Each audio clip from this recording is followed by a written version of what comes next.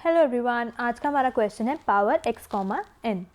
इस क्वेश्चन में हमें बेसिकली निकालना है x to the power n, उसकी वैल्यू निकालनी है, ठीक है। और हमारा n पॉजिटिव भी हो सकता है, नेगेटिव भी हो सकता है।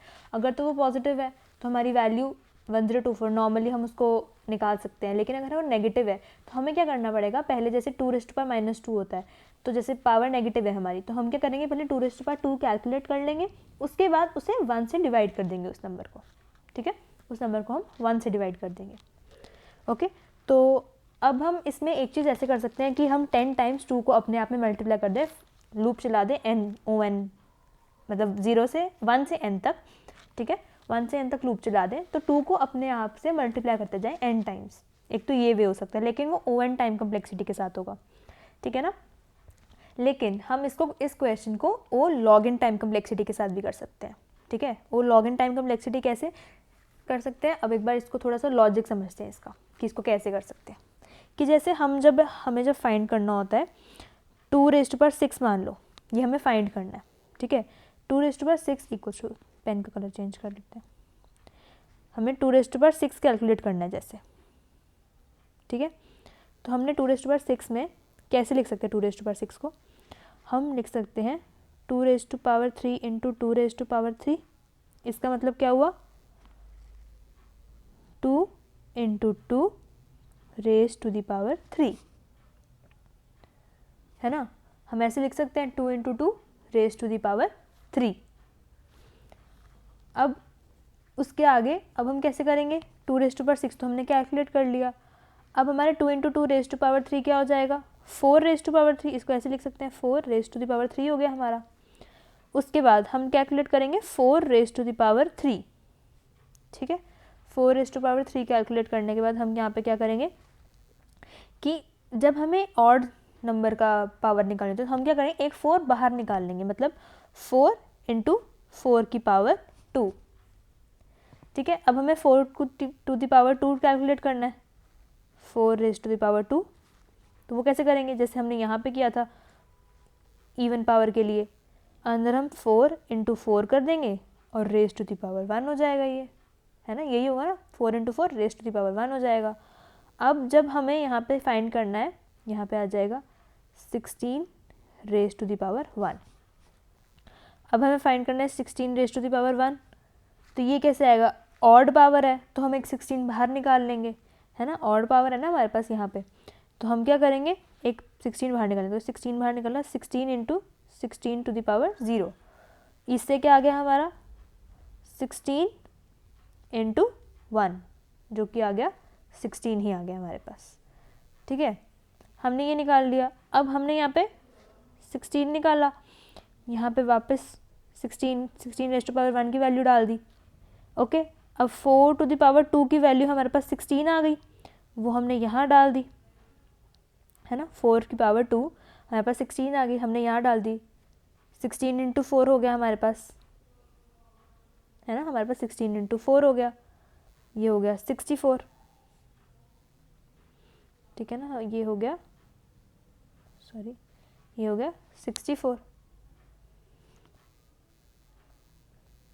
ओके। अब हमारे पास आ गई 4 रेज टू पावर 3 की वैल्यू, 4 रेज टू पावर 3 की ही वैल्यू हमने निकालनी थी, तो हमारा आंसर 64 आ गया, ठीक है ना। 2 रेज टू पावर 6 की वैल्यू हमने कैसे निकाली, 4 रेज टू पावर 3 की वैल्यू निकाल के हमारे पास 64 आ गया, तो हमने उसका आंसर 64 रिटर्न कर दिया। 2 की पावर 6 64 ही होता है, ठीक है।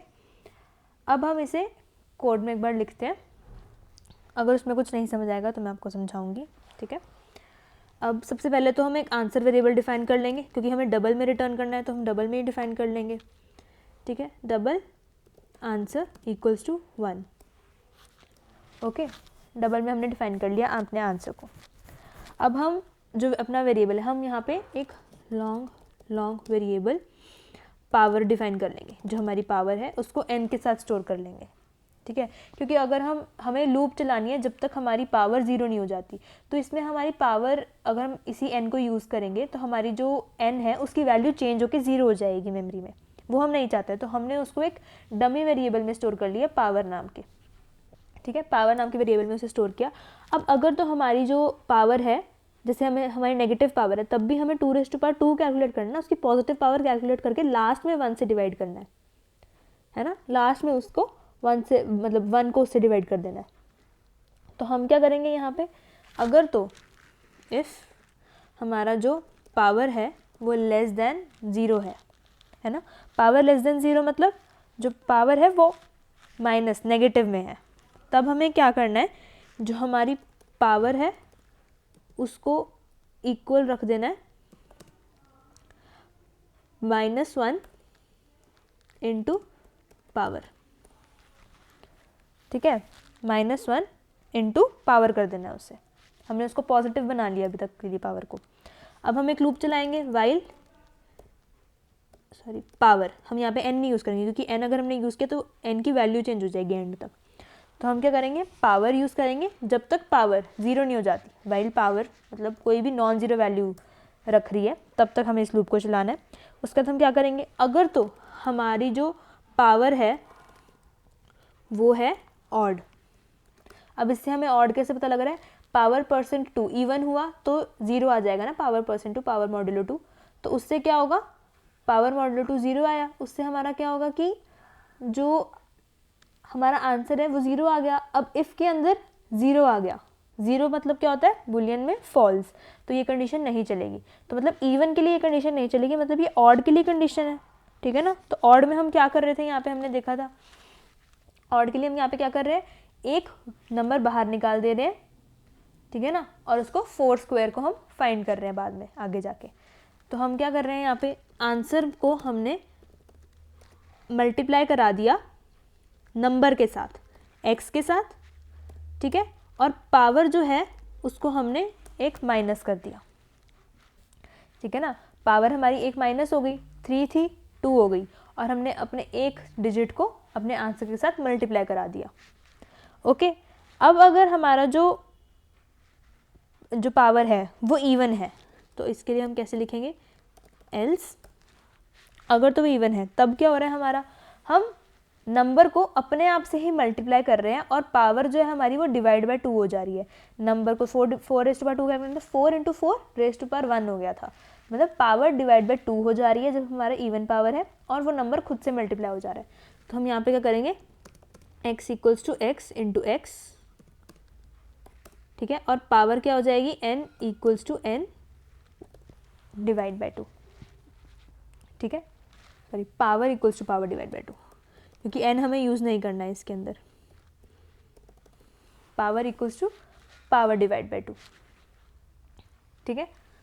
अब हमारे यहाँ पे हमारा आंसर कैलकुलेट हो जाएगा। अब हमें एक और काम क्या करना है कि अगर तो हमारा जो n है वो लेस देन 0 है ना, n हमारा जो है वो लेस देन 0 है, तो हमने अपने आंसर को बना लिया 1 डिवाइड बाय आंसर, क्योंकि हमें इन्वर्ट करना है। हमने पहले आंसर निकाला 2⁻2 निकाला था, 2⁻2 निकाला और फिर 1 को उससे डिवाइड कर दिया, तो 1 को हमने आंसर से डिवाइड करके आंसर में ही वैल्यू स्टोर कर दी। अब हम रिटर्न कर देंगे लास्ट में सिर्फ आंसर, ठीक है। अब इसको एक बार रन करते हैं, एक्सेप्टेड हो गया। अब इसको एक बार सबमिट भी करते हैं, एक्सेप्ट भी हो गया, ठीक है। So thank you everyone, I guess आप सबको ये क्वेश्चन समझ आया होगा। और अगर आपको कुछ भी डाउट है कहीं पे भी, किसी भी पॉइंट पे इस कोड में आपको डाउट आया है, मेरे समझाने में कुछ डाउट आया आपको, तो आप फ्रीली कमेंट कर सकते हो और आई विल मेक श्योर कि मैं सबका रिप्लाई करूँ और आपको वो कंसेप्ट आपका क्लियर कर सकूँ, ठीक है। Thank you.